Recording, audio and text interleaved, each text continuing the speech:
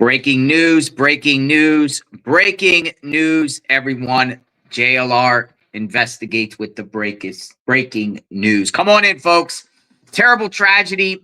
Madison, Wisconsin earlier today, little before 11 a.m. Central, approximately about 10:57 a.m.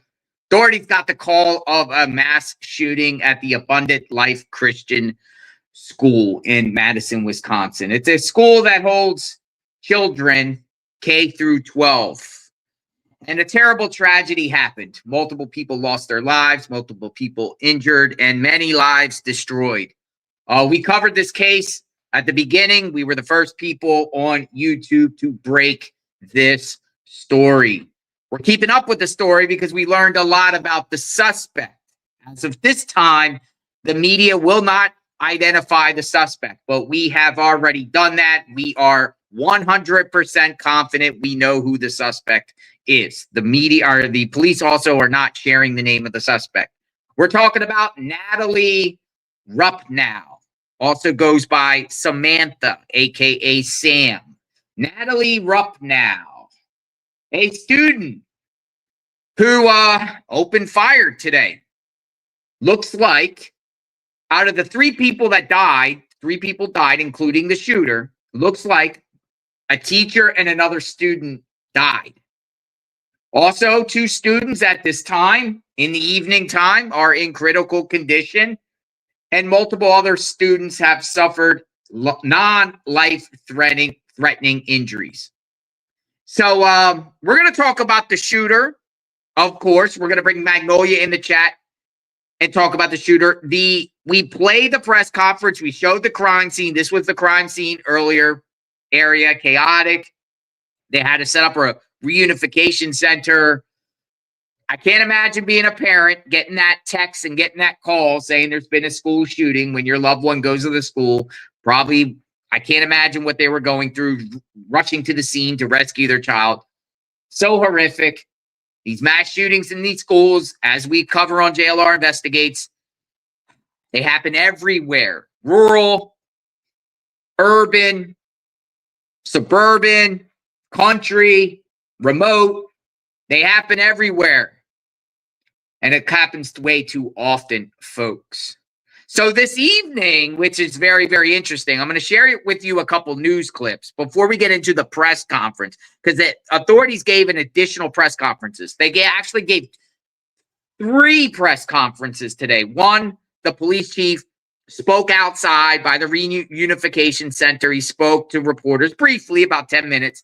Then the police chief spoke again. He spoke again at the fire station.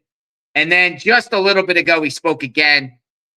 I haven't listened to the press conference in fully, so we'll listen to that. But I'm going to play 2 news clips because right now at the suspect's home, where the suspect, Natalie Rupnow, lived with her dad, Jeff, they are raiding the home right now.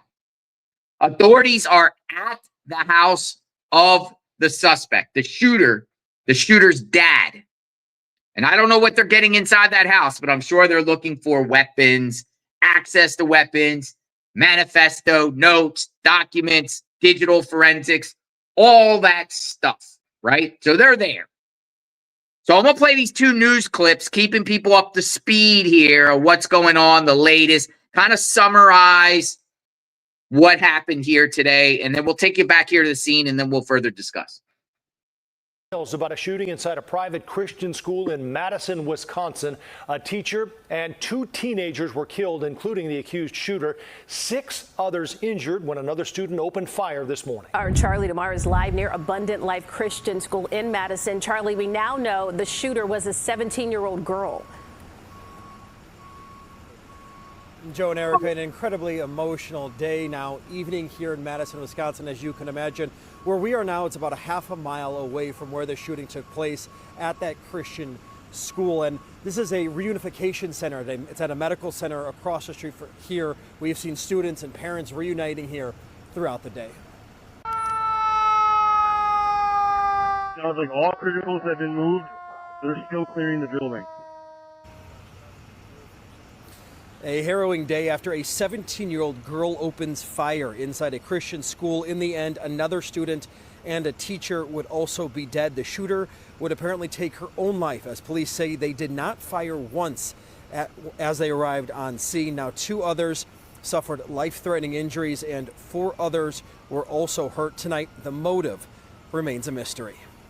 I don't know why, and I felt like if we did know why, we could stop these things. I can tell you, this hits you in the gut. Our community is better than this. Our country is better than this. My daughter goes here, and my nieces and nephews, my sister.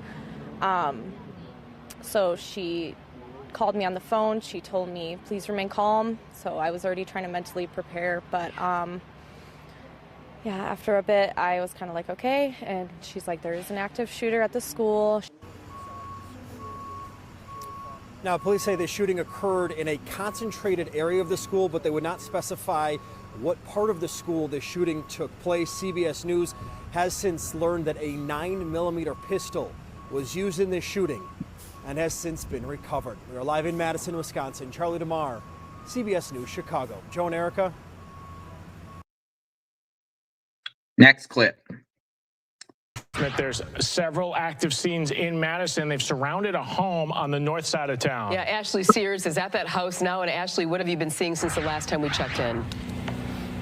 Yeah, authorities have been in and out of this home since this afternoon. We are on Delaware Street. That's about 7 miles northwest of the Abundant Life Christian School. Now, neighbors say police arrived at this home around 1:30 this afternoon. They say they heard loud bangs and saw some windows shatter and the door being blown off. They do not believe anyone was inside the home at the time.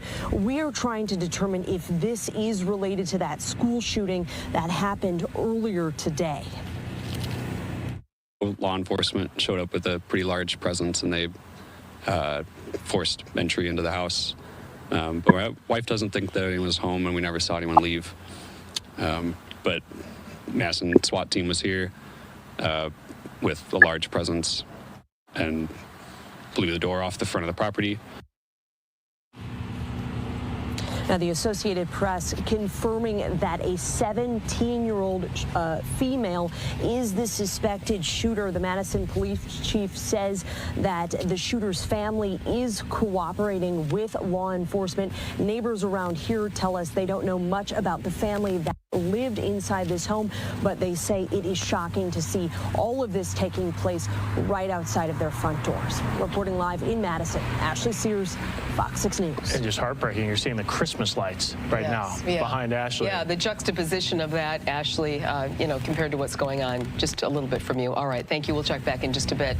We're going to stay on top of this breaking news, as we've been telling you, 3 people killed in this school. All right, you're just hearing there. Our Fox 6 team continues to cover. They have that live picture inside of that facility there. I believe it's a fire department in Madison, Wisconsin. As soon enough, we'll hear from local officials breaking down another update. As you heard, maybe they will talk more about what's going on with that house just north of the school, why the SWAT team was present. They mentioned search warrants at the press conference just a few hours ago. Hopefully they dive into that a little bit more. Let's line away for a quick 2-minute break. We'll take you back out to this top story after this. All right, folks. So we're going to play the press conference in just a minute. I just want to share some things. So they are at the dad's house. The dad, Jeff, his name is Jeff Rupnow. One thing interesting is you heard the media clip. They said that I guess the parents are cooperating, the family's cooperating, but I'm not so sure when they're busting into the home with flashbangs and breaking down the door, going into the home there. I wonder why they did that. I also want to set the record straight here and be honest, and we want to be honest with our viewers. I've done an extensive deep dive. I know a lot of people in the chat are saying the shooter is transgender, or the shooter, he, she, whatever. Okay. I see a lot of people saying that. I basically done a deep dive on the shooter through their family, the father, and the father has lots of pictures of the shooter when the shooter was a child. And I'm 100% certain that the shooter, Natalie Rupnow, is a female. I just want to make that perfectly clear. I saw baby pictures of her. female to me. So I know there's a lot of rumors and speculations out there about transgender and this, that, and the other. To me, the shooter appears to be female and always been female all the way since the child was a baby. So I want to just say that. So what we're going to do is we're going to play the press conference, get the update, get the information. You'll notice the police won't talk about the suspect, which I find interesting. I think that's doing a disservice to the people, but it is what it is, right? But after the press conference, we'll bring Magnolia in the chat, and then we'll do a deep dive into what we learned about the shooter, what we learned about Natalie, a.k.a. Samantha Rupnow. You won't hear the name right now.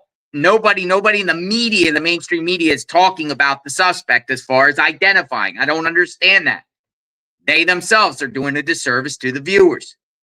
If the information is out there, then you should put that information out there. I don't see what the problem is holding a name back. Why? Why? So let's listen to the press conference, folks. It's a little lengthy. We'll get an understanding what happened. They'll talk about the victims, some stuff. Hopefully we'll get a more clear understanding what happened, and then we'll further discuss and bring Magnolia in the chat.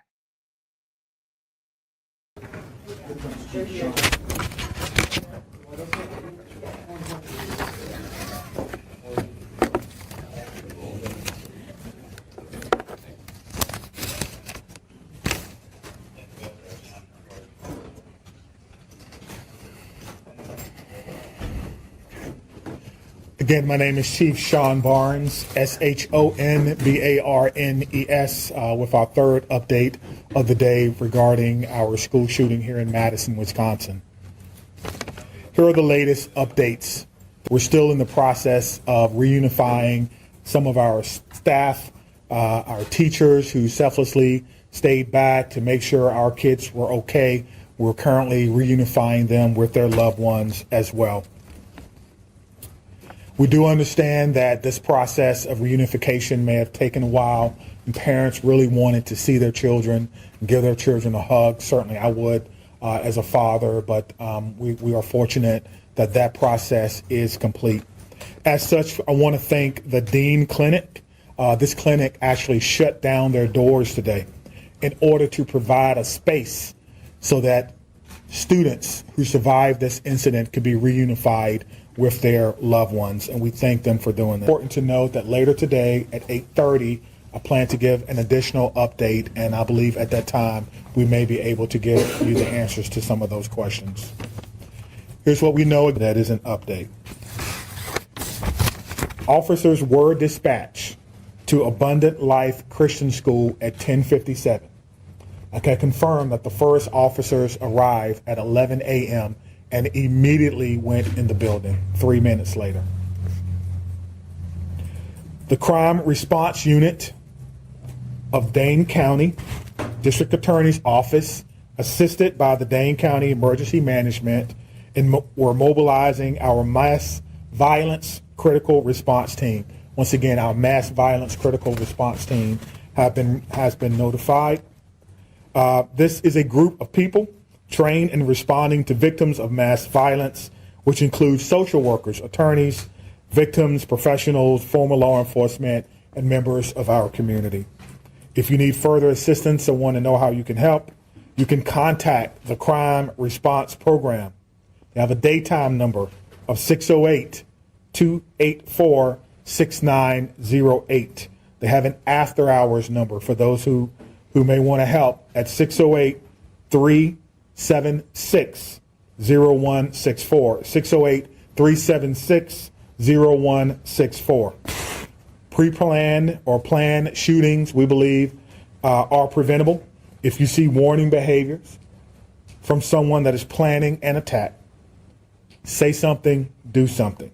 And you can report this at 1-800-MY-SUSO1, 1-800-MY-SUSO1. At this time, joining us is Director of Advancement, Barbara Weir. Thank you. I understand there's questions regarding the school. We're happy to answer those to the best of our ability. We have been incredibly supported by Madison Police, Madison Fire, and the paramedics. They have been absolutely amazing to us. It was quite an afternoon for the reunification process, and we had so many people stepping up to help. Our families were amazing in their patience as we worked through this. Okay, we'll take questions. Scott, you got first Craig.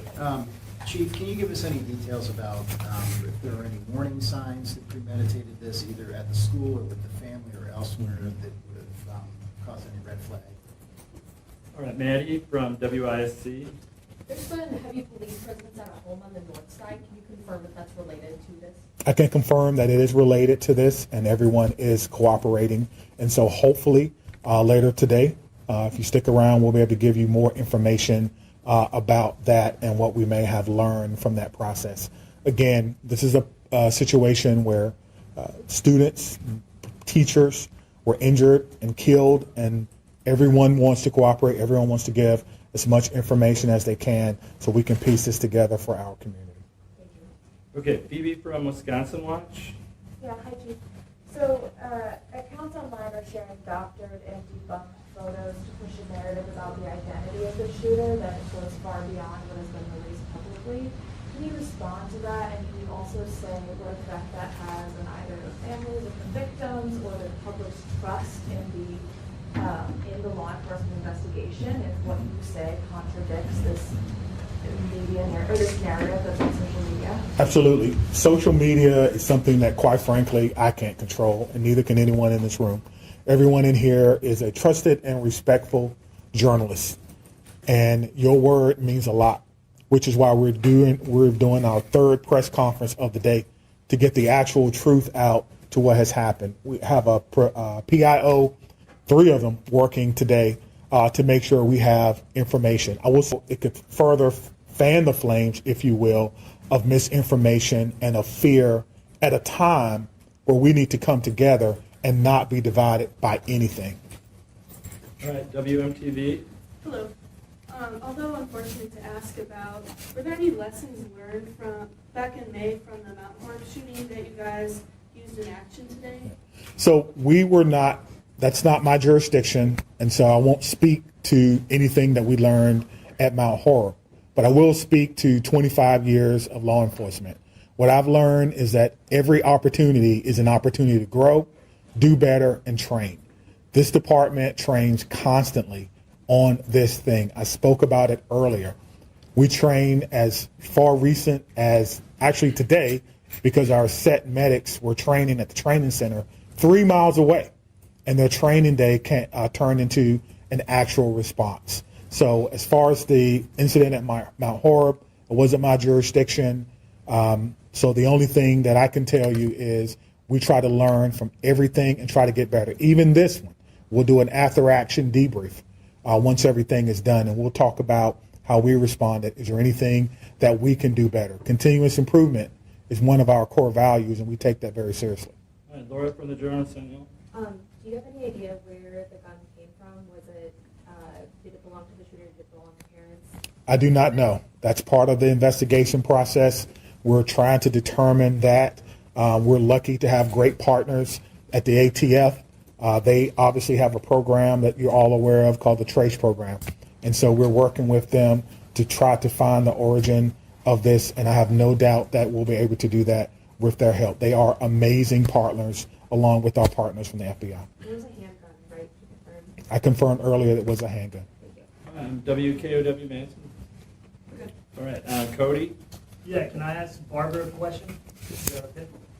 Just curious, what kind of safety protocols are in place in the school? Do you have metal detectors, police on staff, kind of anything like that? And does this kind of change the way things will be looking for? I know it's kind of early to ask. We're a small private Christian school here on the east side of Madison. We serve 3K to 12. We have had an amazing partnership with the DOJ and the Office of Schools Safety, because they have done trainings. They've provided school safety grants, and we have participated in both of those school safety grants to harden our school, if you can use that language. We do not have metal detectors, but we do have a number of security protocols in place. We have always been told not to share our security protocols with publicly, because then those who might want to do harm will know your security protocols. But the students are aware that there are cameras in the building, and we do monitor those regularly in the offices so that we know what is happening in the hallways. We also have other safety measures throughout the building, but as to a metal detector, no, we do not have. We do abide by the policy of visual scans every morning as students come into the building, so every student is visually scanned before they go into their locker spaces or into their classrooms. How many students are there? 420, 3K to 12. Lucas from the State Journal. What part of the school did the shooting happen in? Say again. I said, what part of the school did the shooting happen in? It happened near the, so the school is obviously segregated into sections. I'm told that it happened at a period of time when the transition was complete. Students were where they were supposed to be, near classrooms in the hallway. I did not, again, go into the school, so I don't know the exact nomenclature of where it happened, but it happened in the learning part of the school. So once. Barbara, speak to that, maybe the specifics of the layout of the school. Yeah, because we're still investigating. We'll just leave it at that. Thanks. All right, Sarah from WPR. You mentioned that the school has a partnership with the Office of School Safety with the Wisconsin Attorney General's office. Did police have access to blueprints of the school as a result of that partnership, and how did that, if so, inform the police response? We have that all uploaded. I don't know what the police did. I can't speak to that. You want to? So, okay. I can speak to the blueprints and the maps. We do have those uploaded as part of our reporting to the Department of Justice and the Office of School Safety. How they were used, I don't know. I do know that the police were going through and they were working with staff to secure the different areas, and that they did have maps. So whether those are the blueprint maps or what they were using, that I can't speak to, but I do know that they did have maps. You said visual scans, is that sort of like looking at the student up and down, or is that going through a scanner device? It's a visual scan where we look at the student to see if there's anything unique or unusual in them. All right, Ken from WKPT. Sure. If I could get Barbara back real quick, I'm so sorry. I don't know if you've had a ton of conversations with parents or staff members today, but what is the prevailing thought or message that they wanted to impart to you in administration? Sure. I had the opportunity to speak to the parents at the reunification site a couple of different times. The families that I did speak to mostly were, as you would expect at Abundant Life, they were supportive, they were amazingly patient and kind. They were offering repeatedly, we're praying for you, we're praying for our family, because at ALCS we call ourselves the Challenger family. We see ourselves as a family, not just a community. And whether their child was affected by this or not, they were affected by it, because what affects one part of the body affects all, as we know the Bible says. And so we hold that dear. We also have a very strong faith in our community that in spite of tragedy, God is working, and we believe that God is good in everything and that he turns beauty for ashes. And so I had a number of families who mentioned that to me, that this wasn't a surprise to God and that he's going to do something mighty with it. And so we're holding on to those words, and we're continuing to believe and trust in him. He is our foundation at Abundant Life Christian School. We exist to bring and to build disciples of Jesus Christ, and so we have complete faith that he will carry us through this. All right, Danielle from Cap Times. I have another question for Barbara. Sorry to bring you back up. Yep, that's fine. So what details can you share about what students were up to right before the shooting started, the environment, what their morning looked like? Some of those details about that day. So some of this is part of the investigation, so I think there's limited things that I can say at this time. Once the investigation is complete, obviously there will be more that will be shared. We certainly don't want to say anything that would impede MPD. Yeah. That would be critical. So I will actually step aside and let the Chief Barnes speak to that, because he is the lead for that. Yeah, I don't have anything to add. We're certainly working to get as much information as you can. We'll do a fourth, I think, press conference today, later on today, I think at 8:30. And so hopefully we will have a little more information for you. Okay, Dee with PBS Wisconsin. Chief Barnes, were there other search warrants executed today in addition to the house on the north side? I'm not aware of any. All right, Carl from NBC 26. Yeah, I have a question for Barbara. Was this the shooter at school at the beginning of the day, or was there a forcible entry later in the day? We believe that. Yeah, we believe that the shooter was at school. We have no information that there was some type of breach to the school. Okay, Jenna from WMTV. MJ4? Yep, sorry. Okay, that's okay. Question for you, Barbara, if you don't mind. Can you just talk about, Chief earlier mentioned how teachers and employees and staff really follow the protocols that you guys have practiced in place. I know that this is an emotional event, obviously for students, but those teachers really take it to heart when they are sitting there protecting those little ones at the school. Can you talk a little bit about what they did right in this situation? Obviously this is tragic, but unfortunately we've seen school shootings play out that are far worse than what we saw today. So it's timely that just prior to the start of the school year, we had a retraining. We train on this. We do lockdown drills. We do evacuation drills as part of our standard drill protocols. Our students are versed in that. Our faculty are well versed in that. The training that we did with MPD at the very beginning of the year prior to the students returning to campus had some new updates, and so we had looked at some of those things. So I think everything was very fresh for our faculty. We follow the protocol of always keeping our school doors locked, and so that is one of the things that makes it quick and easy to secure a room. I was actually teaching at the time, and so following those protocols as a teacher would do, we take care of making sure the door is secure. We shut the door down, we get the students to a safe part of the room, and we prepare. And our faculty, kudos to them for following the protocols, keeping their students safe, doing what we have been trained to do. And so much credit of that goes to the Department of Justice and the Office of School Safety. We have been through a number of trainings by them, and we follow their standards. And while we had never hoped to actually employ them, today they helped keep students safe. We have an additional comment. Sure. I'm Trish Kilpin, the Director of the Office of School Safety at Wisconsin DOJ. And I just would like to reiterate something Chief Barnes had mentioned earlier, and that is that targeted violence is preventable. That when somebody conducts a school shooting, they don't simply snap. They don't just decide one day to engage in this egregious behavior. Instead, they make a decision and start research and planning towards an act of violence. And when they're on that pathway to violence, they often demonstrate observable behaviors that others notice. 82% of the time, somebody knows about a school shooter's plan to attack a school. So I encourage all in the community, students, parents alike, to report to Speak Up, Speak Out Wisconsin, our 24/7 call center, where we do receive concerns about planned school attacks and deliver them locally to local law enforcement and schools to intervene to prevent violence. Can you say and spell your first and last name, please?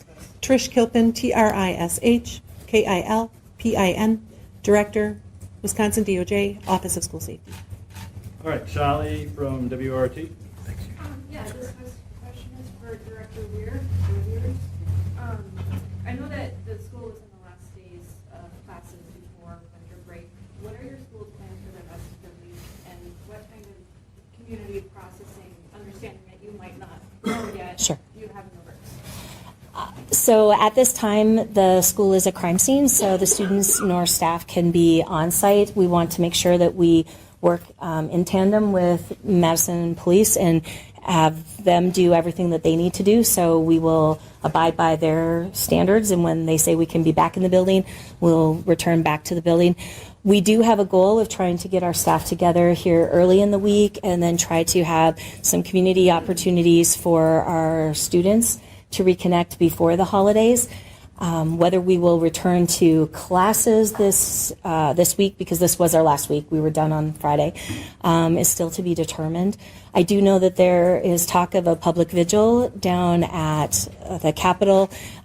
We are so grateful that we have this amazing support from the community, and so we thank them for that. Our families will, I would guess, participate in that, and I'm sure that as we move forward, we will have more plans of what we will do specifically for them. Our focus today was the reunification of getting kids to their families. All right, we don't have too many more. Whitney from CNN.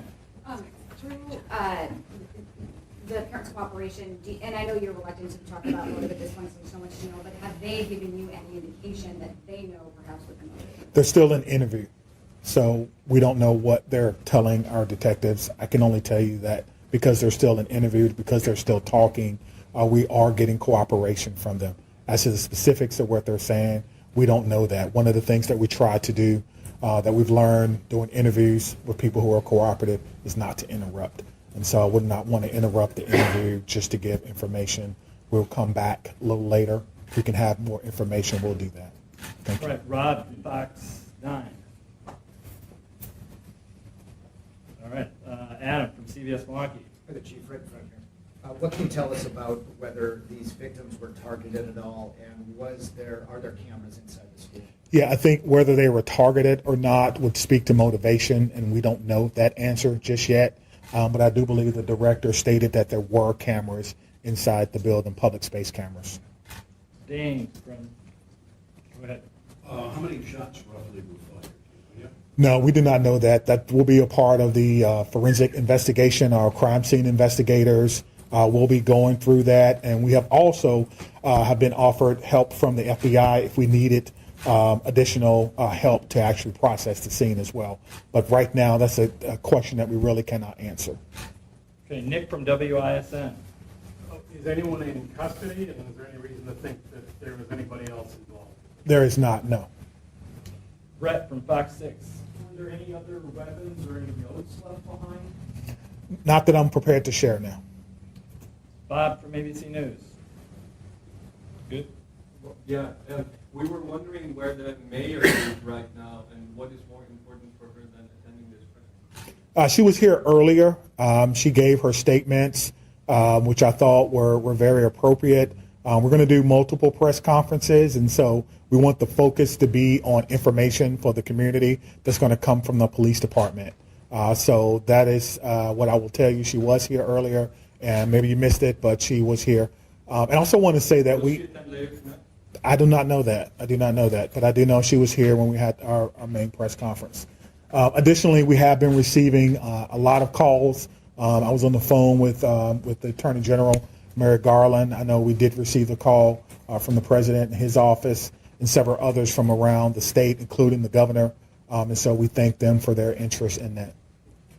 Okay, Mills from News Nation. This is for Barbara. Do you guys have a school resource officer? And then also, too, is the school 1 level, 2 level? When you walk in, what's that look like? Sure. Yeah. 2 levels. Sure.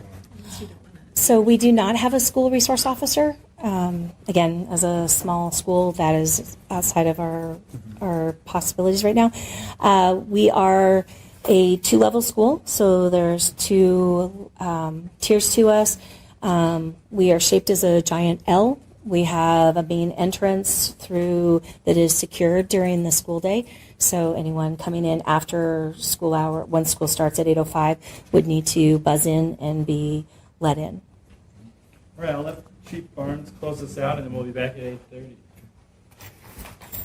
So again, I want to thank everyone for being here, Chief, everyone for all the support. This has been really a day of collaboration, a day of preparation, a day in the making that we hoped would not happen.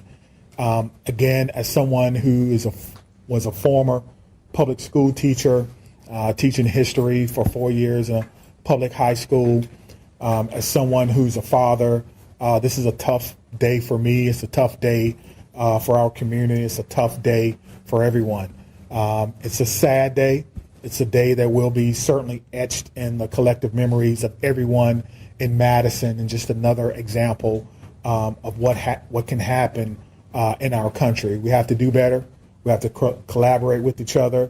We have to understand the warning signs, and we have to use our resources when we see things that may be going wrong or someone who may be going off the beaten path. That's the charge really to our country now, and we have to do a better job of taking care of each other. And so all children have been reunified with their parents, and these children are now the latest group of survivors of a school shooting, this time, unfortunately, in Madison, Wisconsin. We will try to come back around 8:30 with additional information for our 4th press conference of the day. Thank you for being here. All right. I'm going to take you back to the crime scene. Magnolia, I believe the new press conference is going on right now. It just started, the 8:31. So that was the earlier one. Maybe we could get that in the chat here. We're only about 5 minutes behind, and then we can hear the latest update, and then we can go with who we're talking about, the shooter who, I don't know in the new press conference whether the shooter is going to be identified, but listen, this is right now like 5 minutes behind. So we're going to listen to the latest update here, and then we'll hear it out. We'll see if they say that, the shooter. We'll hear what they have to say. Any additional information.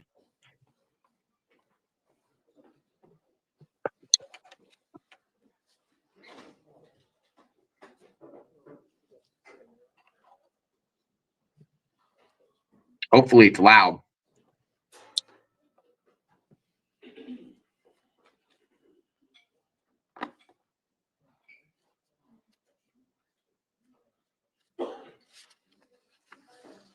This will be the 4th press conference.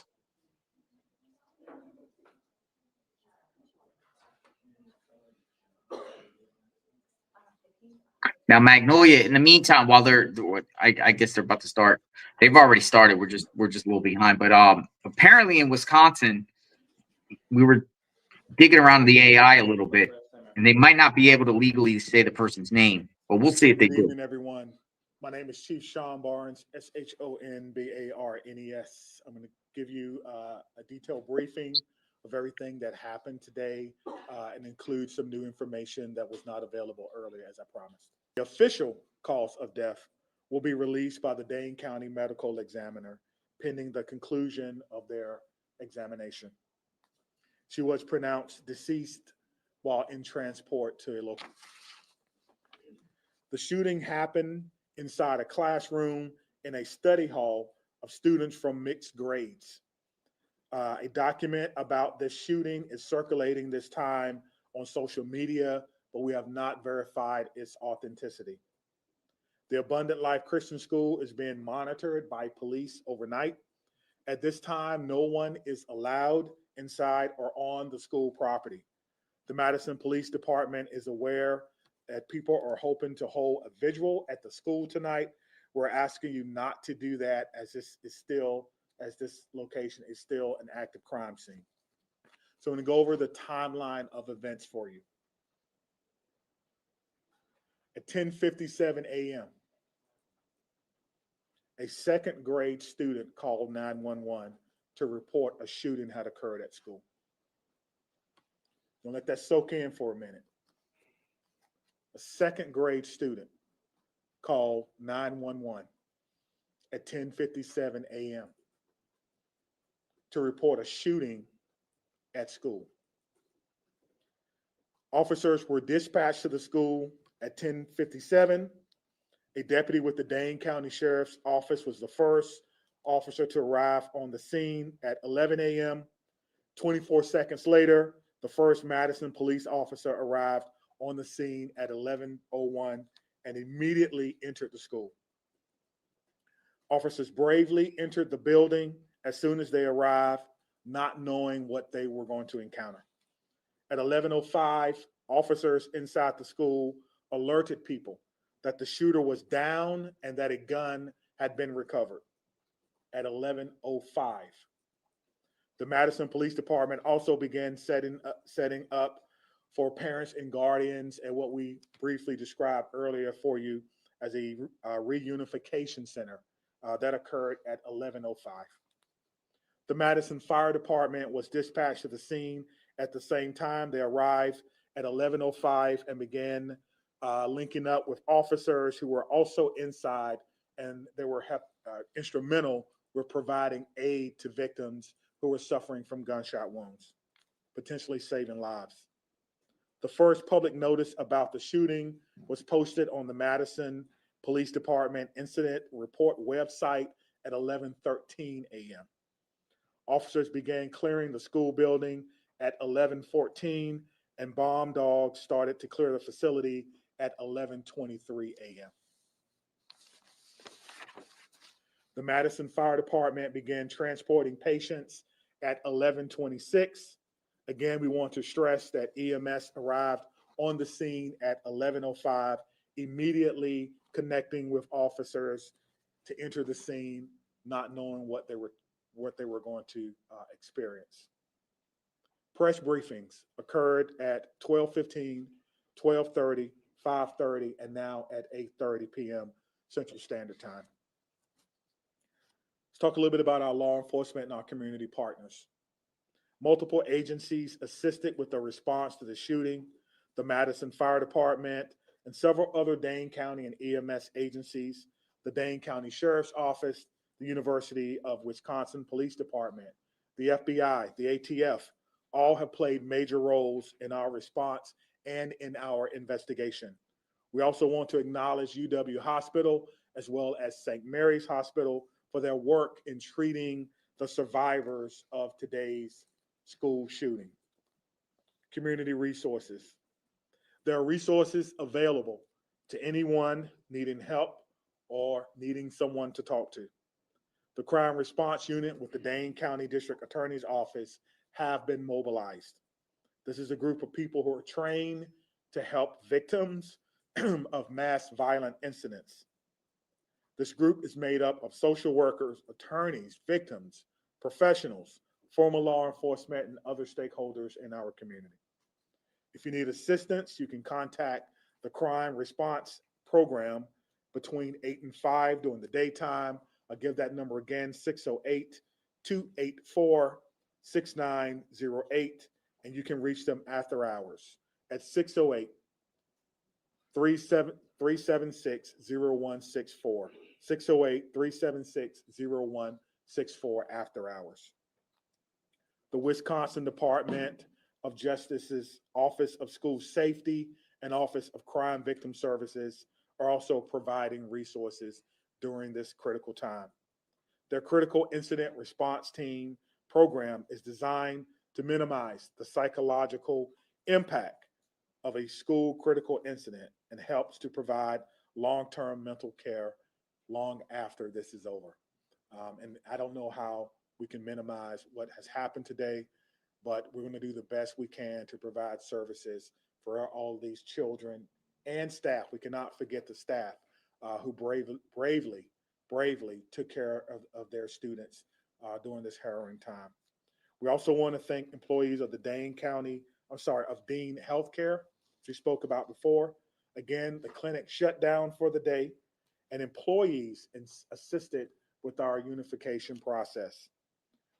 We've also seen an outpouring of support from various community groups and businesses: Twisted Ground Coffee, Greenbush Bakery, Ian's Pizza, Culver's, Mission Barbecue, Starbucks, Salvation Army, and all who donated food for the Unification Center so our children could get fed and be taken care of while they waited to be unified with their loved ones.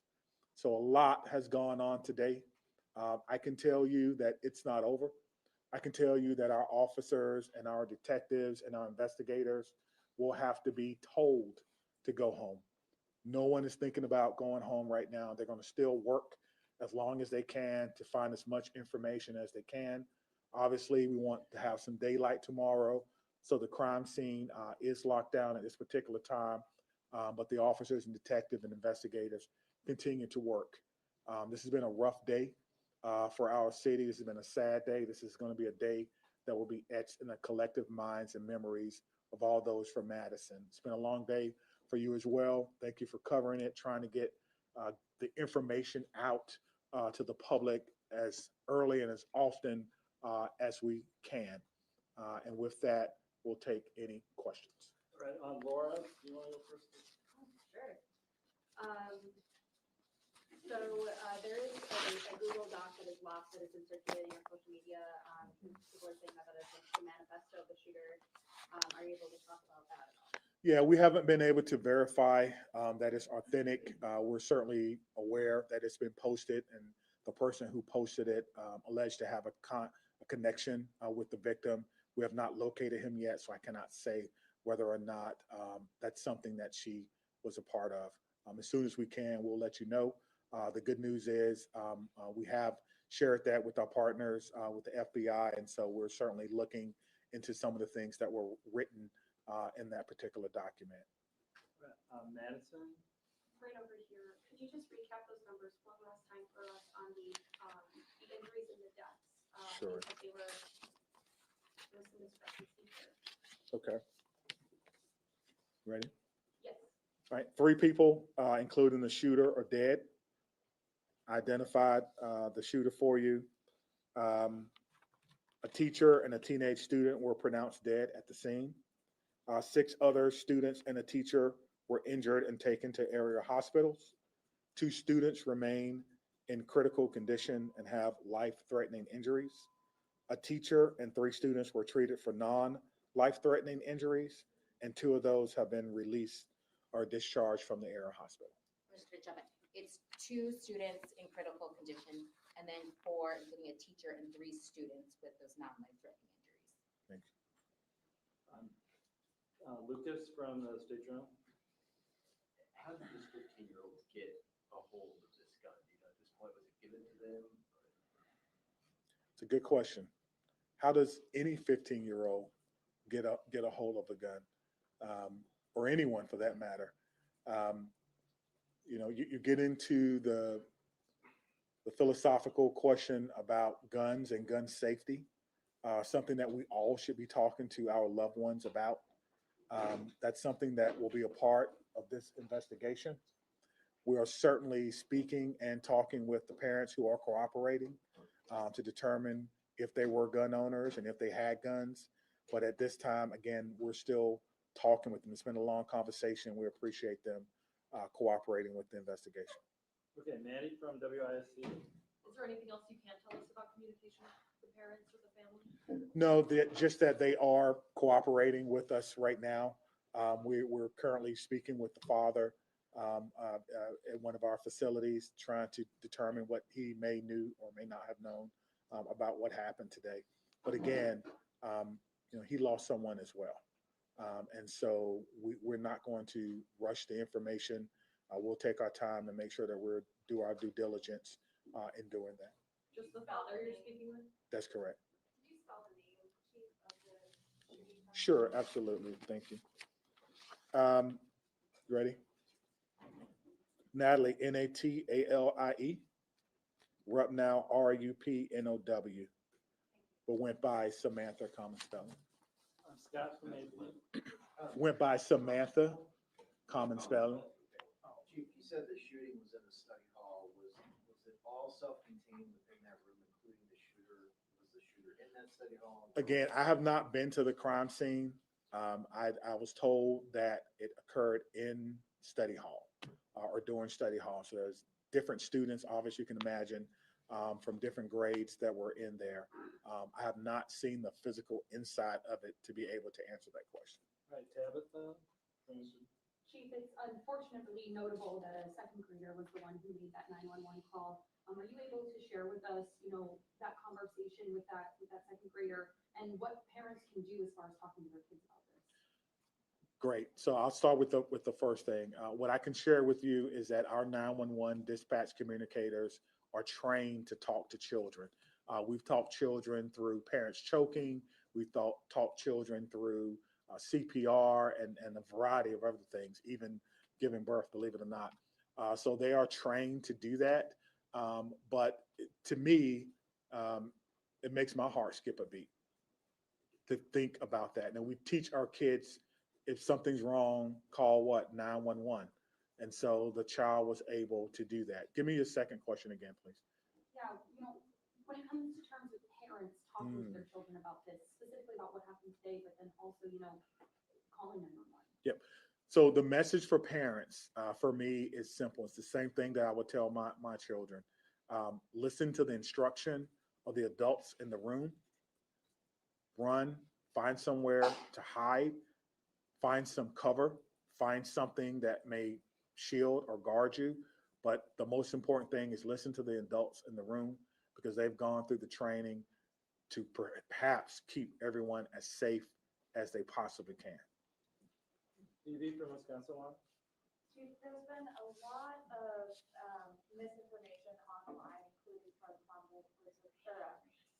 Moms for Liberty activists in Wisconsin, claiming that the shooter was transgender, which is a reaction that we see across the country in wake of mass shootings, to claim that trans people are dangerous. Can you respond to that directly in regards to this? Yeah, I don't know whether Natalie was transgender or not. And quite frankly, I don't think that's even important. I don't think that's important at all. I don't think that whatever happened today has anything to do with how she or he or they may have wanted to identify. And I wish people would kind of leave their own personal biases out of this. We have people who showed up to work today to help kids be better who are not going home. And we have lost members of our community who are children, including the shooter. So whether or not he was, they were transgender is something that may come out later. But for what we're doing right now, today, literally 8 hours after a mass shooting in a school in Madison, it is of no consequence at this time. And so I would encourage people to be responsible with your social media. I won't go into some of the things that I've seen on social media that quite frankly are incorrect, that are not true, that are just not helping at all. And I choose not to breathe life into that because it's negative and we don't need it right now. We need to come together as a community and heal and try to wrap our arms around those who survived yet another school shooting in Madison. And that's where my focus will be for the very near future. Adam from CBS 58. Right here in the middle. Question for Trish. A few weeks ago, we spoke after the Kenosha incident in which the student actually, it was not a real gun. But we talked about copycats. What is the DOJ doing in the next couple of weeks? Even Chief Barnes or even Special Agent in Charge Hensel about the next few weeks, copycats or possible threats? Thanks for that question. Trish Kilpin, Wisconsin DOJ Office of School Safety Director. It is true that in light of school shootings, we also see an uptick, a contagion effect of other school threats. Today in SUSO is our Speak Up, Speak Out Wisconsin tip line where people can report concerns. We have seen an increase in planned school attack tips. Since its inception in 2020, we've received over 350 tips about planned school attacks that can be averted. Often after an incident such as that happened today here in Madison, that people start to think about, I should have reported this. I have knowledge that someone could be planning a school attack, and they need to have a place to report that. So we encourage the community at large, students and families, to report to SUSO or their local law enforcement or local school officials if they have concerns that somebody is planning a school attack. Targeted violence is preventable. When somebody decides to use violence, it's often to redress an upset or a grievance, and they progress down a pathway towards that violence. And when they do that, they often study previous school shooting incidents. So I implore you all to be responsible in terms of how we report this. We do not want to give a blueprint of a manifesto to future people who are thinking of solving their upset with violence. And so Speak Up, Speak Out Wisconsin has received an uptick in tips today. I have communicated with schools across the state as well as with DPI about how to manage and handle those tips, whether it's an anonymous threat or a threat specific to a student. At my office, we teach across Wisconsin behavioral threat assessment and management. This is the process rooted in the scientific body of knowledge of threat assessment of how to determine if a child poses a threat or has made a threat. We have trained thousands of people across Wisconsin, and we continue to do so. So we encourage schools to contact us for information on those trainings and on those tools that we have available to all schools, public and private and tribal, to prevent school violence here in Wisconsin, which is our mission. All right, Sarah from WPR. What are the gun policies at the school? Are guns allowed on the school property? For example, are staff at the school allowed to have firearms? No, we don't have any guns on the school grounds. We're we don't have it posted as a gun-free zone, but school, we don't allow the students even in the elementary, if they're playing out on the playground and they want to make finger guns, we don't allow that. So we talk about guns in the way that we feel is responsible, that they are to be used by those in authority and those who have a need for them, but that we at school have no need for guns. And so no staff as well? No. All right, Daniela, I think you guys stay up there maybe, but do you have a question? Yeah, I do. So I guess this one is for Chief Barnes. Okay. So was the second grader in the classroom where the study hall was occurring when she made the call, or was she in a different classroom? I think it was in a different classroom, but obviously the sound of a firearm is usually unmistakable. And then again, we heard how the teachers reacted. Lockdown. The students know what that means. Some level of preparation, and then of course a call from the student, 911, of an active shooter. Just want to speak to something that was said in the back about copycats. I can't remember who asked that question. So anyone who makes a call or threat to a school, we will investigate that. And if you're found to be the person to make that call, you will be arrested. You will be arrested. All right, Ken from WKDT. Yeah, Barbara, I know this is still incredibly early, but is there a thought process on what the school would like to do in terms of security moving forward? Rethinking what's currently in place? I know we talked about the facial scans, but does the school feel like it needs to change anything about its security apparatus? So we're not the experts in security. We work with the experts in security. And so obviously as we go through this process and review it, we'll talk with those who have better knowledge than we do. We have done everything that we could within our ability to secure the school and to provide a safe learning environment as well as working environment for our staff and our students. But as we review things, that would be something that we continue to do with our Madison Police Liaison and then the Office of School Safety. So I can't speak to that now just because it's so close, but obviously that is something that we will continue to look at.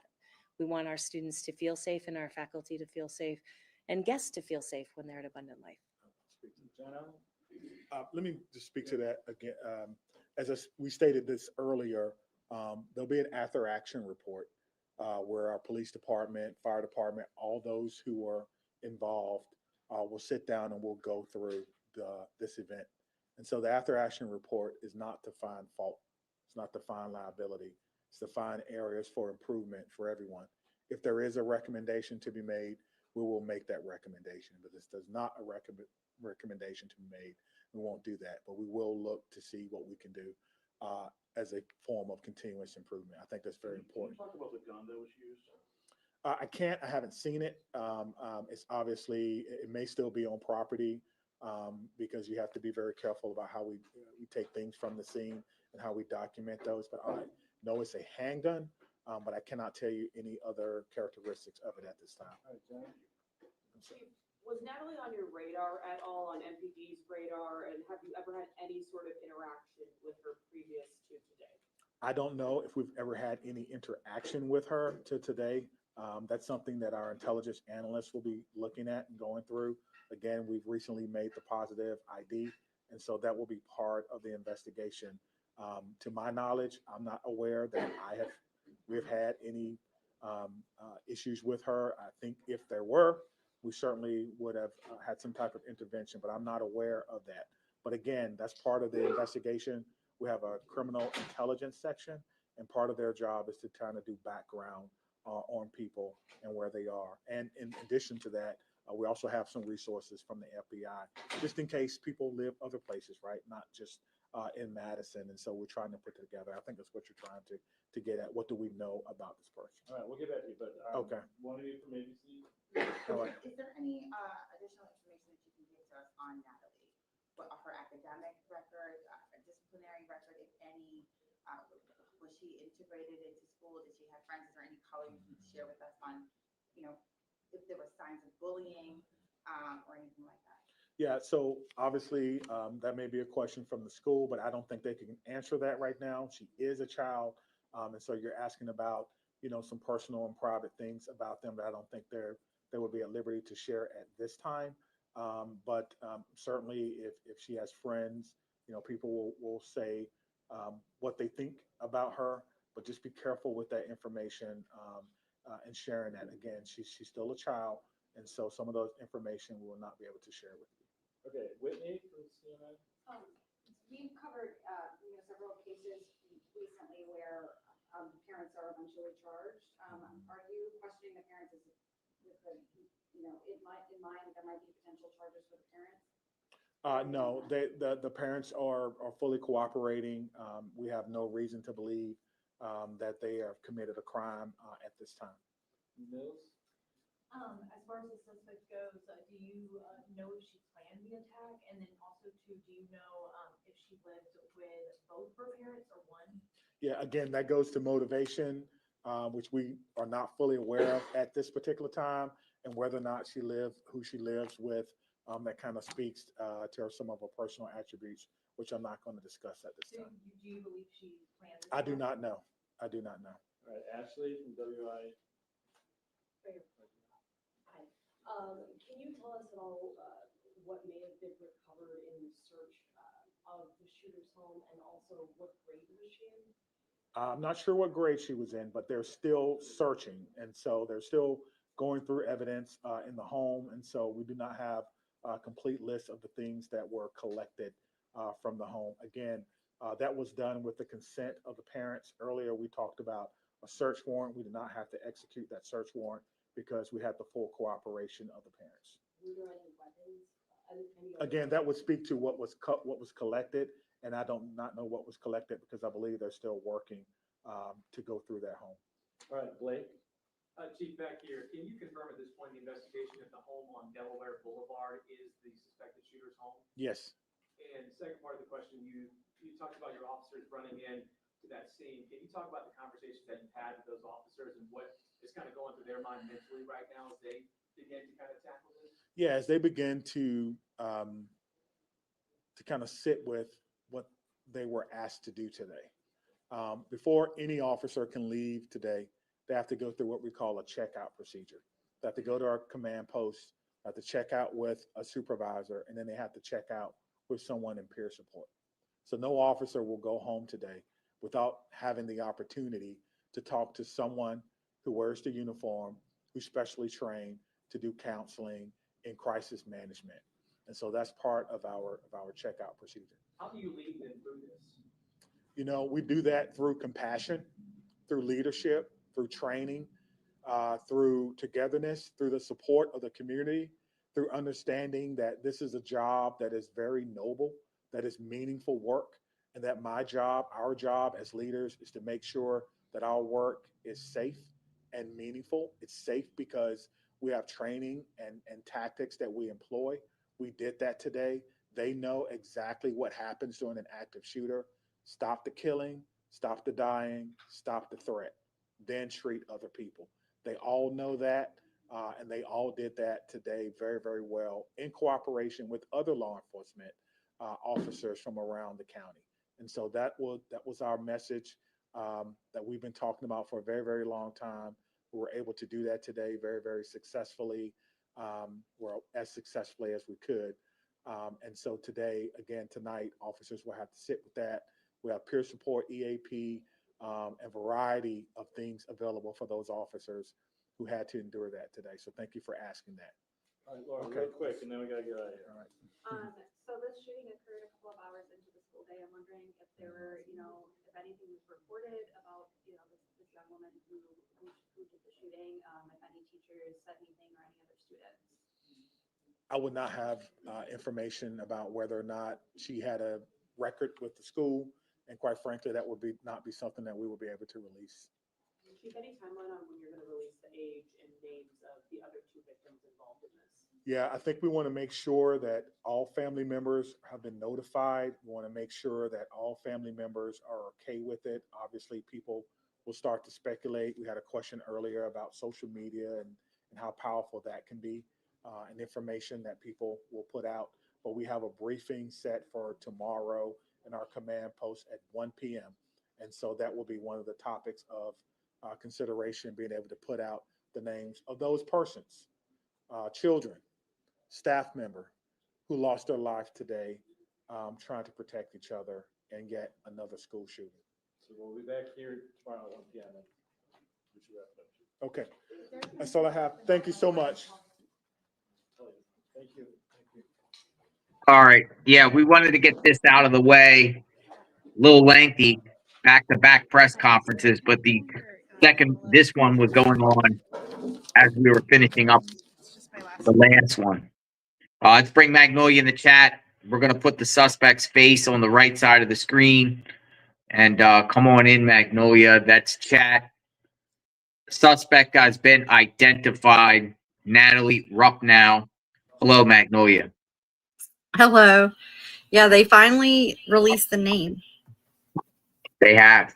And I was about to read AI because Wisconsin has some interesting laws about, I don't know, explain a little bit. The AI was talking about releasing a name or something. You couldn't necessarily do that if the minor commits a mass shooting and then takes their own life. Yeah, I was just looking at what's common there, and in Wisconsin, if a minor commits a murder, for example, they wouldn't release the name unless they decided to charge them as an adult. But in a case like this, where the shooter takes their own life, they typically wouldn't. It said that they typically would not release the name because of sensitivity for the family and things like that. But they went ahead and released the name just a little bit ago. So they confirmed the shooter to be 15-year-old Natalie Rupnow, and she went by Samantha online. Or Sam. Mm-hmm. Sam or Samantha. And that's what we see. A female mass shooter. Yep. Crazy. Yeah, so to kind of recap the day, the media really wasn't reporting anything all day. So we've been just kind of digging through the story. And earlier, I guess early in the afternoon when we were first covering this, there were these tweets that were popping up, and they showed the remember, it was the post with the picture in the bathroom stall, wearing all black. And then there was an account that was kind of posting off of that and saying that they knew Samantha, they love Samantha. This is the worst thing that's ever happened to me. She was my wife, like all these kind of wild posts. So this person was called Severed Head on Twitter. And so pretty much all afternoon, this person was commenting, responding to people in the comments almost every minute. So it was kind of like just nonstop. So one of the major things that we confirmed pretty early is the shooter is not trans. She was born a girl. She is a girl. She had a boyfriend online. He is heterosexual. So there's nothing, she's not like LGBT at all, anything like that. So that was kind of one of the first things that we were able to figure out. But, you know, other journalists, other independent journalists kind of jumped onto this too. And so throughout the day, we kind of have just been gathering information. And we talked about earlier her dad's Facebook, Jeff Rupnow. And so he had, you know, the cover photo with his daughter. We showed the stuff with the gun. So the home that they're at tonight, that they've been at for a couple hours, is on Delaware Boulevard, and that is the family home. So that's what they're doing. They're looking through there, looking for evidence. I guess, you know, the chief said that they're trying to, you know, put all the evidence together, but he was cautioning the media about how they report this. Just because, right away when this happened and we heard that it was a girl, there were a ton of people online that were immediately saying it was trans. I think it was really just people jumping to conclusions or just, assuming, because we've seen that before. But it turns out that's not the case. Also, the picture there that's on the side, the picture that's been going around, this seems to actually be an edited photo. The online boyfriend shared the real photo, and that's what we put on the thumbnail. So if you look at the thumbnail, the picture on the right is the real picture. So I put together some stuff that was posted. So this has just been all coming out over the last, I don't know, 5 hours or so, maybe longer. So Magnolia, one thing I noticed in the two pictures were taken at two separate times. The one with her back turn is when her father took her to a skeet shooting place in a sportsman club in Wisconsin to do some skeet shooting in the spring. Mm-hmm. But notice, and then this photo here, where you see the front of her giving a selfie, that must have been shared. That's shared by her boyfriend, right? Shared that photo, right? Yeah. Notice on both photos, they have the same KMFDM, both on the back of that photo, or on her back shirt, and also the front of the shirt. I just noticed that. Yeah, it's the same. Yeah, it's the same picture. It's just that the one that was going around originally was apparently it's edited. So the boyfriend had said that it was extremely edited, and he kind of was communicating back and forth with someone today, and he shared the real photo. So I'll put it up right now if I can get it here.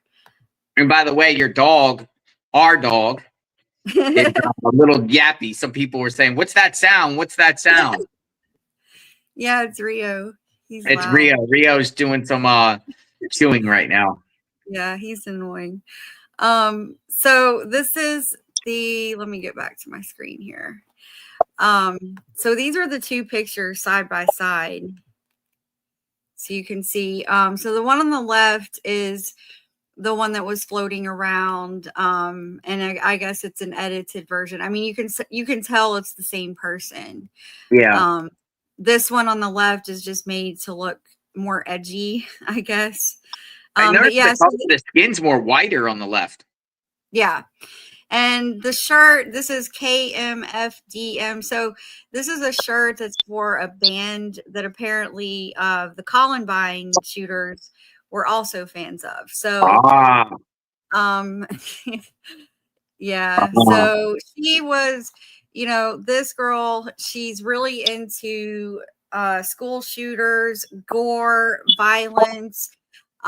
She was in these like Discord. She was on Discord, and a lot of her online activity had to do with unaliving, like videos of unalivings, just like really horrifying things that she was into. So I have some of this stuff. So this was one of the documents that the boyfriend released today. And this is supposedly from the manifesto. Remember, she posted a link to the Google Drive, but you had to have a password.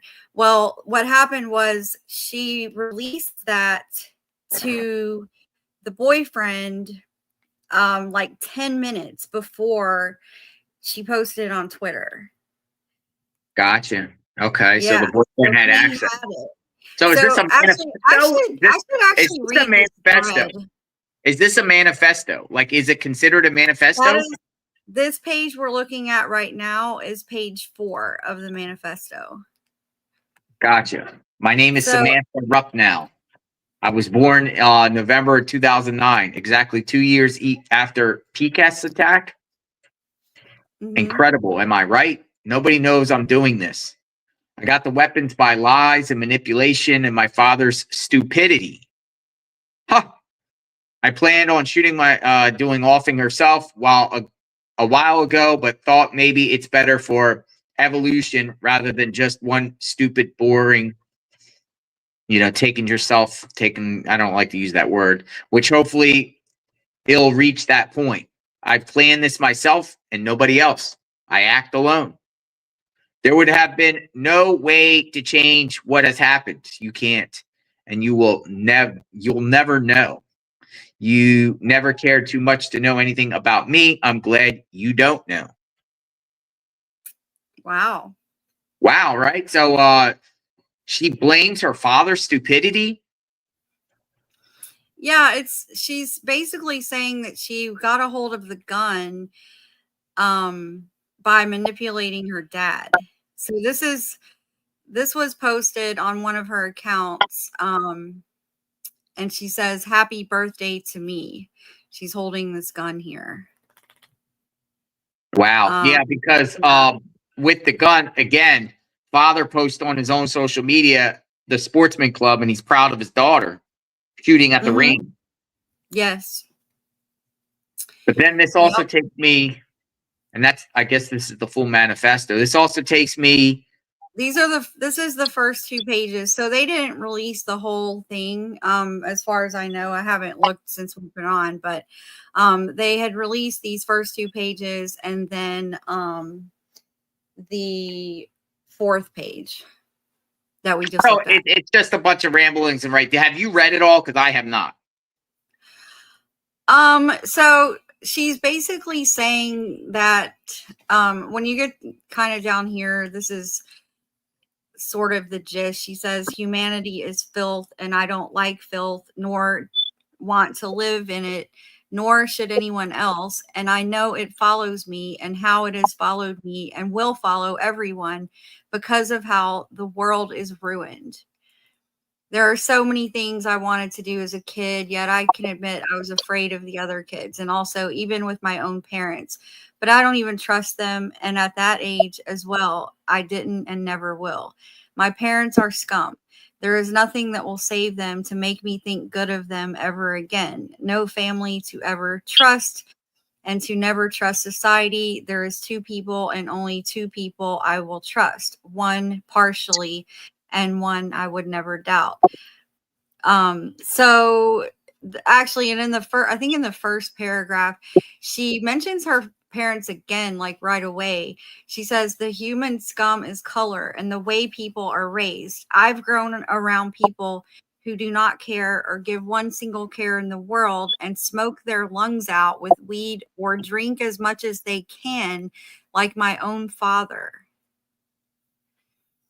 So she's alleging that her dad, I mean, I'm not going to read through the whole thing, but people can screenshot this, and it's on this account. If you see the watermark here, this is the account that posted it. This is the account the boyfriend sent this information to. Let's see what I have next. So this is the account. I think this was the Discord up here in the top, the cross sixer. I think that was. So I see Discord. I've also seen a Tumblr account. Yeah. And then this one here, the severed head. This is the one that's the boyfriend that was posting all day and still is, as far as I know. So and then over what type of boyfriend does someone have that's named Severed Head? I mean, it seems like it's a pretty fringe online community. It seems like there's some racism here, but it's also, Natalie, when she writes in the manifesto, she's saying that she hates men and things like that. So it's kind of, I don't know. It's almost like this, Discord would be a good word for it, actually. Discord, it's just like a bunch of bizarre ideology and ideas and obsessions. Like they seem to be obsessed with these school shooters, violence. You could see on the right some of her activity she's watching videos about people unaliving themselves, jumping through windows. It's just wild stuff. Very, very, very All right. extreme. So I have extreme a lot of questions. Dad, I guess she refers to his dad as stupid, but is he not seeing what's going on in the household and not seeing the type of craziness that she's into? Literally, she's peddling and celebrating mass shooters, making memes of them, reading this crazy literature stuff, different platforms expressing her obsession with these people. Her dad teaches her to learn how to shoot. This is crazy. Now, I heard the police chief, he said no charges on the parents as of now. And he also said parents, which is interesting because the father's Facebook bio, he identifies as he's not in a relationship. So I guess mom was there too, or maybe some sort of girlfriend with the father. Yeah, I'm not sure, but I think the mom's name is Melissa, possibly. I haven't confirmed that, but I saw a picture of the three. I think it was the three of them together, and she was kind of labeled. So, well, it's interesting. How did the father not know what's going on? And my question is, will the father, and there's the father, and there's her too in these photos. Well, will the father be charged? Well, they said they're cooperating, and he seemed to. I mean, it didn't really seem to me like he had any suspicions about the parents, yet at least. So I don't know. I don't know how that'll play out, but of course, how she got the weapon is going to be investigated for sure. No doubt about that. Yeah. He's also they said they're going to give a press conference tomorrow. Did I hear that right? Another update tomorrow? I think so.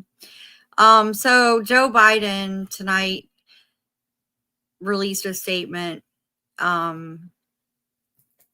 He says the families in Madison, Wisconsin are grieving the loss of those who were killed and wounded at Abundant Life Christian College. And then he goes on to call on Congress for gun control. Yeah. Yeah. I saw that statement. People are a lot of people, are using their agendas now. A lot of people are proponents of gun control when they use opportunities like this, whenever there's a mass shooting or mass national case dealing with a shooting and to promote their agenda. Yeah, he says, my administration has taken aggressive action to combat the gun violence epidemic. We passed the most significant gun safety legislation in nearly 30 years. I've taken more executive action to reduce gun violence than any other president in history, and I created the first ever White House Office of Gun Violence Prevention, but more is needed. Congress must pass common sense gun safety laws, universal background checks, a national red flag law, a ban on assault weapons and high capacity magazines. So he says he said that he passed the most significant gun legislation in nearly 30 years. Did you know that? He says a lot. I made it no secret. I'm not a particular fan of Joe Biden. He said a lot of things that ended up not being true. Interesting. We've covered him extensively with our border coverage. We're not a political channel, folks. I just want to make that clear.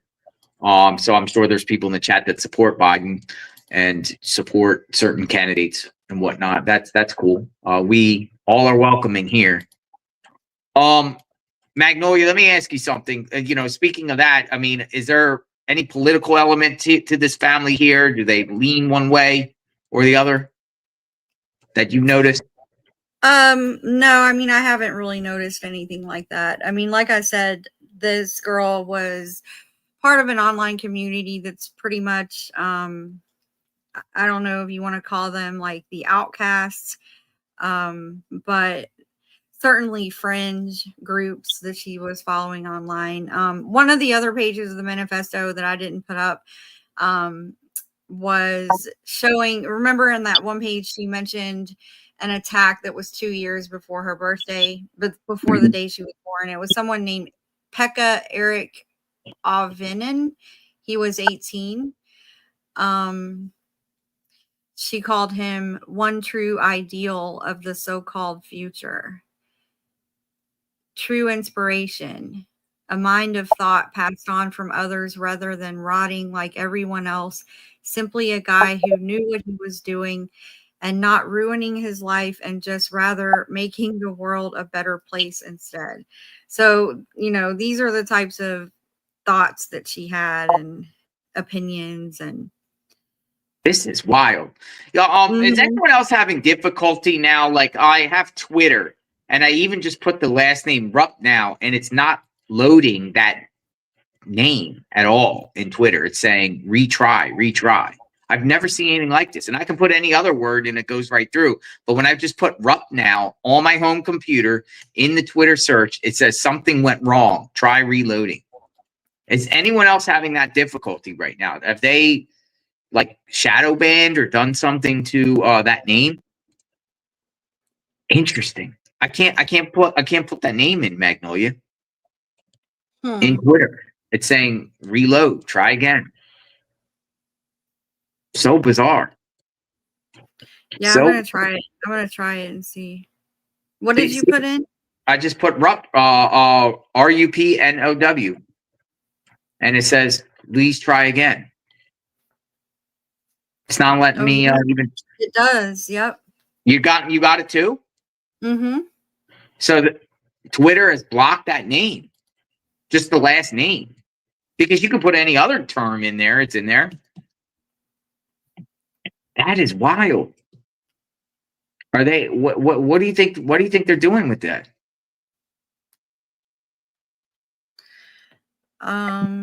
Now it does work if you put Natalie Rupnow. If you type Natalie Rupnow, it does come up. It does. But I also tried Samantha Rupnow and it wouldn't come up. I got the same error, but Natalie works. You're right. It does work, but just Rupnow in general does not work. Strange. Yeah. It has to be Natalie before it. Yeah. But yeah, you see, put her, embed her on the right again. The photo of back in front, if you can, please, while we continue the conversation a little bit. So my question is here: were there signs? You know, did this person have friends in school? What about the boyfriend? Did the boyfriend go to the same school, or was that an online boyfriend from somewhere else? Well, actually, I wanted to go through this thread because this has a lot of information about Samantha, aka Natalie. So this person here, Slateism, this is the one who communicated with the online boyfriend earlier today, and he gave her some pages of the manifesto and then just other information. So they said, I've made contact with the alleged boyfriend of the Wisconsin shooter. He has graciously provided me the manifesto. I told him I would do my best to dispel some of the misinformation. Her boyfriend knew her as Samantha Rupnow. She also went by a different name, one which was also feminine, but adopted the name Samantha, and this was the name her boyfriend says she had on her school identification card. She was a student at Abundant Life. She was born November 7th, 2009. She was born female, is not transgender. Her boyfriend was born male and is not transgender. Her manifesto is titled War Against Humanity. Her manifesto is 6 pages long. She spoke about having extremely difficult relationship with her parents, who she refers to as scum. She also claims her family didn't love her or want her, and expresses feeling like the wrong child of her family.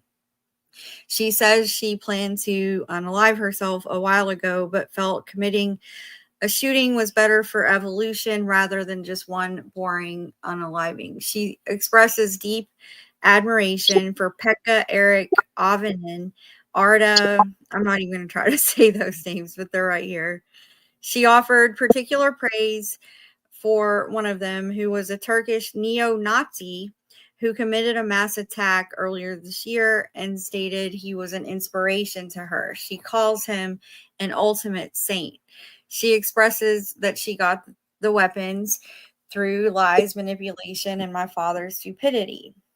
Her boyfriend says the photo that's making the rounds is not how he remembers her and believes it was somewhat edited to make her look worse. And so here's where he shared the side by side.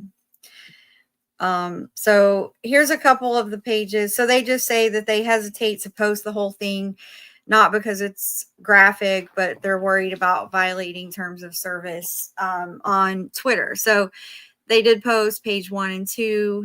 Then this one, I believe, is page 3. So more info. Her boyfriend had known her for 2 years. They were in a long distance relationship and had never met in person. They met on social media. He says she never previously expressed any desire to commit a shooting and only sent her the manifesto the day of the shooting.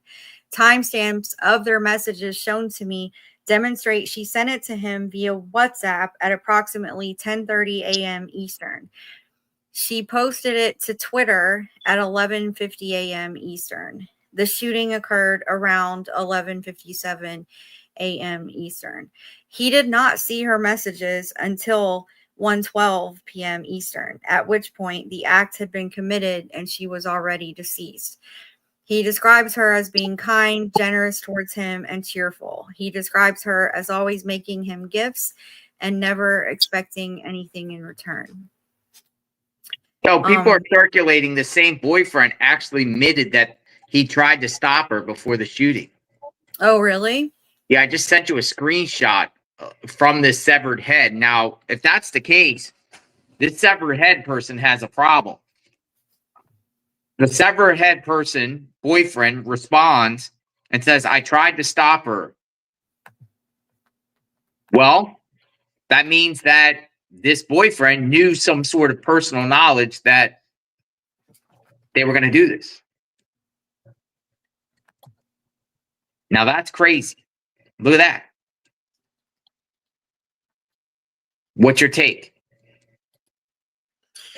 Yeah, I'm not sure if that applies specifically to the shooting or killing herself.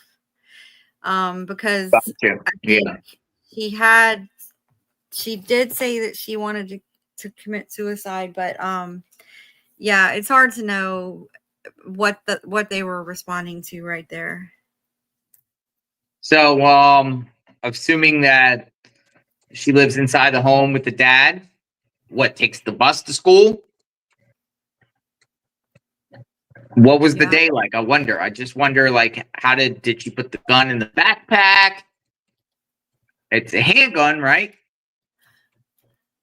Yeah, and right here they're just correcting because for some reason the media today earlier were reporting that she was 17. I don't know where they got that from, but she's 15, and so they were just showing a picture of her as a newborn. Yeah, there is 15 and 17 being circulating. I hear it both ends, even by reputable people. So okay, so the last 2 pages of the manifesto have been posted. They're right here. So I'll put a link in the chat if people want to look at it. I'm not gonna put it because I haven't looked at it yet. I'm not gonna put it on the screen blindly. But I'll put a link in the chat for people if they want to check it out. yeah.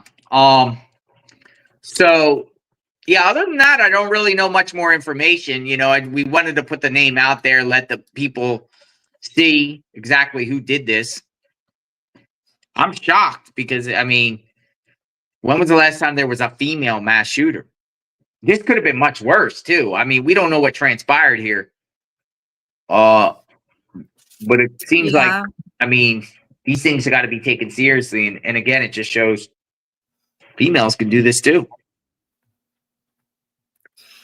Yeah, I mean, she seemed like she was pretty radicalized with some really bizarre ideas, and her ideology is just kind of all over the place. I'm sure we'll find out a little more about her um as the next few days progress. And maybe we'll even hear from the parents. But yeah, I mean, it seemed like her dad was proud of the whole father daughter shooting day. It seemed like he was super into it. And so I wonder, when she says in her introduction, she says she accomplished getting a gun by using manipulation. So I wonder if she just pretended to want to go shooting with him and pretended to want to, have father daughter time or something like that, and maybe manipulated him into thinking that, this would be an activity they would do together, and maybe he was happy about that. Maybe that's what she meant by manipulating the dad. These kids, there are some forums like on Discord and like on Tumblr that's centered around these mass shootings and idolizing mass shooters and stuff like that. Maybe authorities should definitely, shut these things down and look and see who's in members of these groups. Yeah. Because it's scary. It's very Mhm. scary stuff to know like what her likes were. Like, I mean, it's literally centered around mass shooters. And like their memes and dancings and partying, and it's crazy. And videos of people unaliving themselves. She was obsessed with that. What if the dad never taught her how to use a gun? Do you think this would have not happened?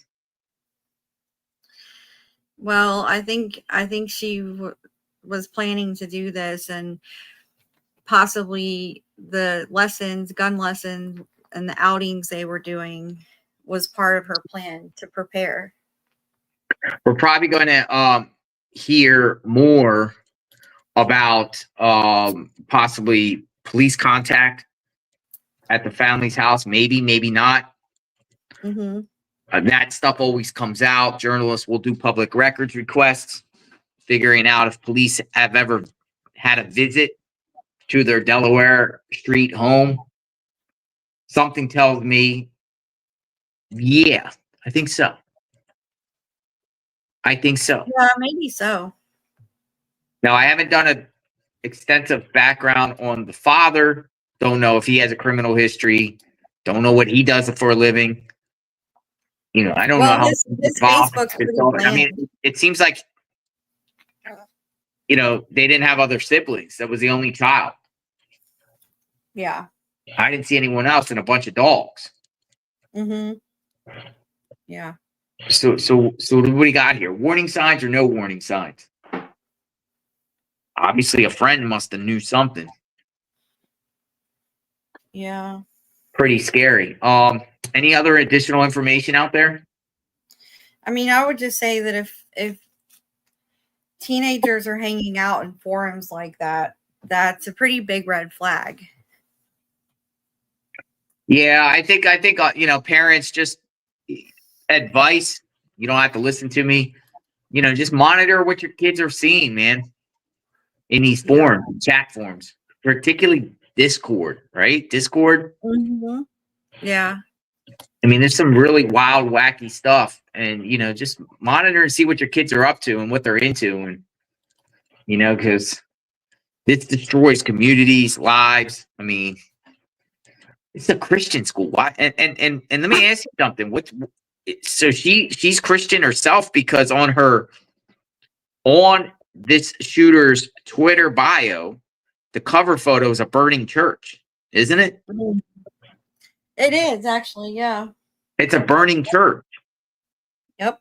So how does this play in? Burning church, but then she's a student of a Christian school? Well, yeah, I mean, it's, her parents, we don't know. I mean, I don't really know about if she herself was a Christian or not. But, someone mentioned earlier in our chat earlier today, a lot of times parents of troubled kids may choose to send their kid to a Christian school thinking it'll help reform them. So it could have been, that could have been the case too. We just don't know if she felt really that she fit in there or not. I haven't seen anything like religious. It just seems more of like this disdain of humanity in general based on the stuff she's writing. No, this was definitely a shocker for me today. I mean, no, I was not expecting this today. I've always had in the back of my mind, I hope to God there's not any ever female crazy mass shooters, and here we go. Yeah. We don't want to also, we also want to, remember the victims. We don't know the victims' names. They haven't released any of them, but we made this perfectly clear at the beginning and subsequent and prior lives. I mean, our thoughts and prayers are with everyone in that community. First responders, victims, faculty. I mean, I can't imagine what a parent, I said, this is the parent's worst nightmare I said that at the beginning of the segment. The parent's worst nightmare, getting that call that there's been a shooting or that text or that alert. I don't even know what I'd be going through, rushing to the scene and not knowing. But unfortunately, one parent gets that. Well, I mean, even if one parent gets the ultimate horror news, one family member, which one student actually lost their lives. We don't know if it's a male or female. And then one teacher lost their lives. I mean, I can't imagine what those two families are going through right now. I know. I can't even imagine. It's crazy. But then not only that, but the injured. Numerous people got injured too. I mean, each of their family members, their friends. This is traumatizing. Some of these schools, and it's not really a big school. They don't even have a resource officer, they said. Sometimes they have no school resource officer, and she also confirmed that they don't have any guns at all at this school. Now, some people in the chat are saying too are with life-threatening injuries. Let's hope they recover. Or yes, they are. Yep. So there's 2 killed, the teacher and the student, and then there was also 6 injured. So, and some of them have life-threatening injuries in the hospital. So then also, sometimes with these things in smaller schools, they tear down the schools or they don't even reopen. It looks like they're going to open back up, correct? Oh, I don't know. Let me let me ask you something. Where did this actual shooting occur? In the library. 10:57 a.m. 10:50 is, and then as we discussed, she made a post on social media in the bathroom. That was the bathroom. With the black combat boots. Yep. Scary, scary, scary. And the hand sign. Wow. All right. Well, our thoughts and prayers. When we get more information about the shooter or anything else about this case, we'll stay on it. We'll follow it through. The concern of me is that it's going to fall right back in the headlines in the back. And, within a couple days, nobody will be talking about this anymore. Yeah, that could be the case. Unfortunately, unless we take a turn and they start looking at charging the parents. But we'll see what they decide. Yeah, that would be, yeah. And then there'll probably be more information. Some journalists will come out with reports. Local journalists will probably scour over the court documents or scour over right to know public records request in Wisconsin and figure out if there was warning signs here or not. For sure. All right, everyone in Wisconsin, Madison, Wisconsin, we are praying for you in JLR Investigates. This might be uncomfortable seeing the person here that did it, but we have to share that information. That's what we do on this channel. So we're praying for you out there. Any final thoughts, Magnolia? No, I know those parents and the footage that we're watching. This is from earlier this evening. They were reuniting with their children. So I know those parents were so relieved to be walking away safely with their kids. Yeah. Thank God. Yeah. All right. Thanks for watching this particular segment. JLR Investigates. Anything else breaks, you'll hear it here. For sure. We are on standby 24/7, 365. Me and Magnolia don't really have a social life. This is our life, but we enjoy getting this information out there. We are boots on the ground. We do have a couple boots on the ground assignments that we're going to do next month. But you know, if something breaks, you will probably hear it first on JLR Investigates. Yep. Take care, everyone. Be safe. God bless. Hug your children. Stay vigilant out there. And we'll talk to you very, very soon. Good All night. right. Have a good night, everybody.